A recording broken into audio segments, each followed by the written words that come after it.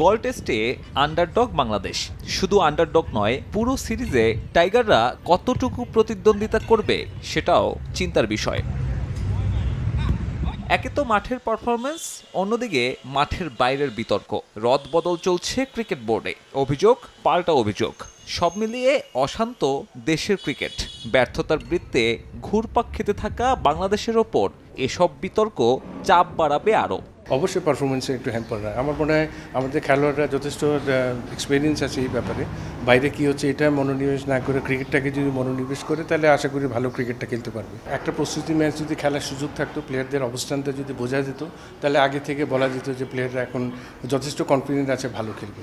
কারণ এখানে প্র্যাকটিস করে গিয়ে আবার ওদের হোম সয়েলে খেলা ইটস ভেরি ডিফিকাল্ট। যদিও এসব ব্যর্থতায় ক্রিকেটারদের দায় দিতে নারাজ সাবেক অধিনায়ক, বরং তার মতে দেশের বর্তমান ক্রিকেট অবকাঠামোর প্রেক্ষাপটে এমন পারফরমেন্সই প্রত্যাশিত।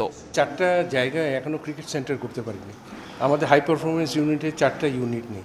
আমরা কিন্তু সীমিত কিছু খেলোয়াড়কে নিয়ে নার্সিং করছি, এখান থেকে আমাদের জাতীয় দল গঠন করছি, এখান থেকে আমাদের এ টিম হচ্ছে, এখান থেকে হাই পারফরমেন্স ইউনিট হচ্ছে। তো সেই জায়গা থেকে আমি যদি আমাদের অ্যাটলিস্ট জোনগুলি যদি ভাগ করে ভাগ করে কিছু 80টা প্লেয়ারকে যদি ডেভেলপ করতে না পারি, এই জায়গা থেকে আপনার একটা স্ট্রং 3টা ফরম্যাটের প্লেয়ার বার করে আনা আমাদের জন্য ডিফিকাল্ট। পাশের রাষ্ট্রগুলিতে দেখেন না, ওদের অবকাঠামোগুলি দেখেন আমরা কোথায় আছি ওদিকে। তো সেগুলি চিন্তা করলে কিন্তু পারফরমেন্সটা আমরা যে জায়গায় আছি এটা কিন্তু স্টেবল। লাইফ সাপোর্টে থাকা টাইগার ক্রিকেটের কফিনে আরেকটা পেরেক হতে পারে শ্রীলঙ্কা সিরিজ। ফুটবলের জাগরণের মাঝে 22 গজের ব্যর্থতায় বিরক্তি বাড়ছে ভক্তদের। যদিও বিষয়টাকে ঠিক এভাবে দেখতে চান না সাবেক এই প্রধান নির্বাচক।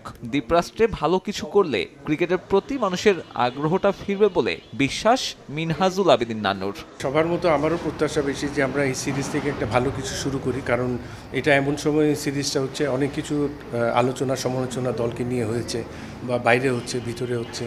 তো সেই হিসাবে আমি মনে করি যে পারফরমেন্সটাকে ঊর্ধ্বে রেখে খেলোয়াড়রা নিজের বেস্ট পারফরমেন্সটা দিবে এবং আমাদের ক্রিকেটটাকে আবার একটা ভালো জায়গায় একটা অবস্থান তৈরি করে যাব।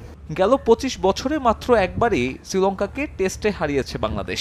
তবে গলে টাইগারদের সুখস্মৃতি আছে বহু।